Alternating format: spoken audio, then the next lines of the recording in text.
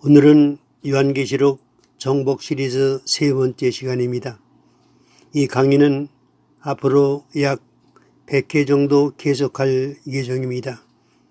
요한계시록을 공부하는 일에 우리가 제일 먼저 명심해야 할 일은 요한계시록은 그 해석이 다양하다는 사실입니다. 해석이 다양하다는 말은 해석의 방향이 여러 갈래로 갈라져 있다는 사실을 의미합니다.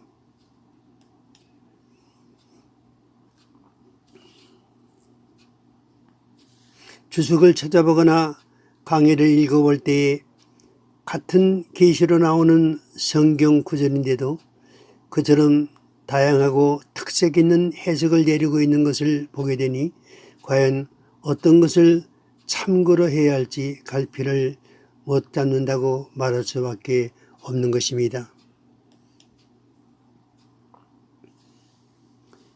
요한계시록은 대개 4개의 방향으로 해석됩니다.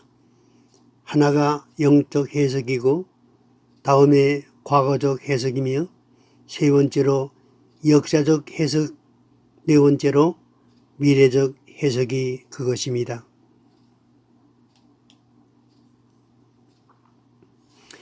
영적 해석 방법이란 요한계시록에 게시된 내용을 실질적인 사건으로 보는 것이 아니라 영적인 견지에서 보는 해석입니다. 다음에 요한계시록을 해석하는 데 있어서 종말적인 사건으로 보는 것이 아니라 과거에 이미 성취된 사건으로 단정해 버리는 신학적 견해가 있는데 이런 해석 방법을 과거적 해석이라고 말합니다. 이 해석에서 과거란 로마의 역대 황제들에 의하여 기독교가 핍박을 가장 심하게 받았던 1세기경을 전후한 시대를 가리킵니다.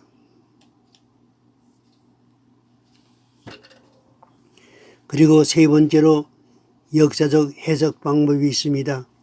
역사적 해석 방법이란 요한계시록을 해석하는 일에 있어서 요한계시록에 예언된 모든 계시를 인류의 역사적 무대 위에서 성취될 역사적 사건으로 해석하는 견해를 말합니다. 그리고 네 번째로 미래적 해석 방법이 있습니다. 미래적 해석 방법이란 요한계시록을 해석하는 일에 있어서 요한계시록에 예언된 모든 계시를 인류의 종말에 이루어질 미래적 사건으로 해석하는 견해를 말합니다. 종말론에 대두되는 천년설은 계시록 해석에 대단히 중요한 학설입니다. 그런데 실상인즉 종말론 해석에 있어서 제각기 큰 차이를 드러날 수밖에 없는 결정적인 원인은 신학자들에 의하여 이미 오래전에 정립된 천년기설에 기인하고 있다는 사실을 간과해서는 안 되는 것입니다. 종말론을 연구하는 일이나 강의하는 일에는 누구든 어느 것이건 한 가지 천년기설만을 취해야만 합니다.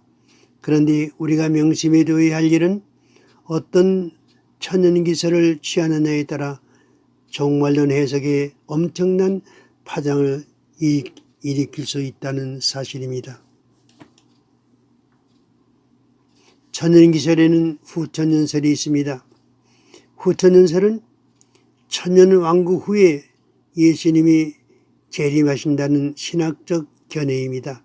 다시 말하면 예수님이 재림하시기 이전에 이 땅 위에 천년왕국이 존재하게 되고 그 이후에 재림이 있다고 하는 신학적 학설입니다.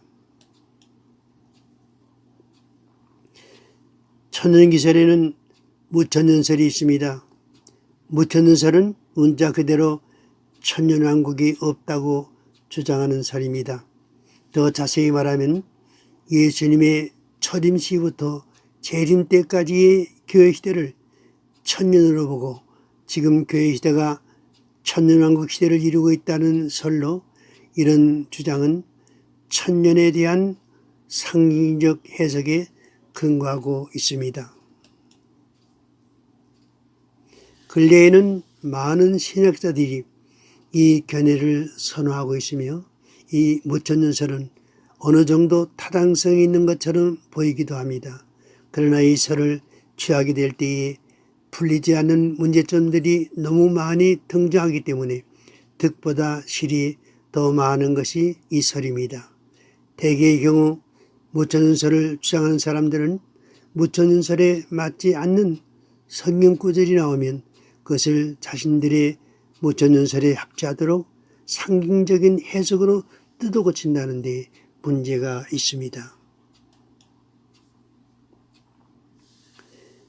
천년기설에는 전천년설이 있습니다. 이 전천년설은 천년왕국 이전에 예수님이 재림하신다는 신학설입니다. 예수님이 재림하셔서 그의 백성들을 구원하시고 세상을 심판하신 후 이 세상에 새로운 그리스도의 왕국이 세워지는 그 왕국이 천년왕국이라고 해석합니다. 이 전천년설은 성경에 게시된 모든 종말적인 사건과 부합되는 학설로 보수 진영의 목회자들은 대부분 이 전천년설을 종말론의 신학적 견해로 취하고 있습니다.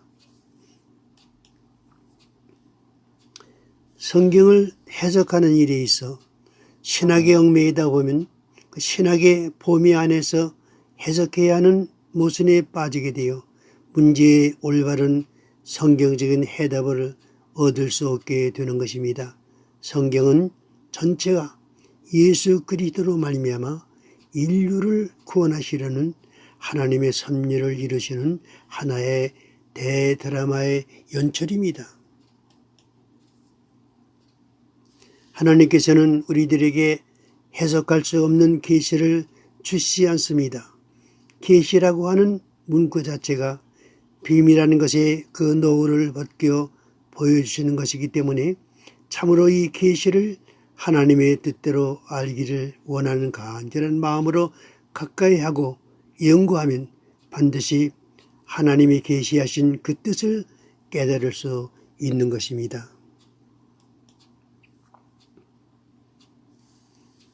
예수님의 재림은 우리들 앞에 바로 가까이 왔습니다.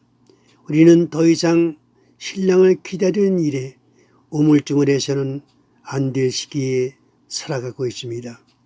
우리의 신랑으로 오실 예수님은 내가 진실로 속히 오리라고 말씀하셨습니다. 여러분들은 이 예언의 말씀을 읽고 듣고 지키는 자들의 주인공이 되어 주 재림의 날에 그를 신랑으로 맞이할 수 있는 신부가 될 수 있기를 바랍니다.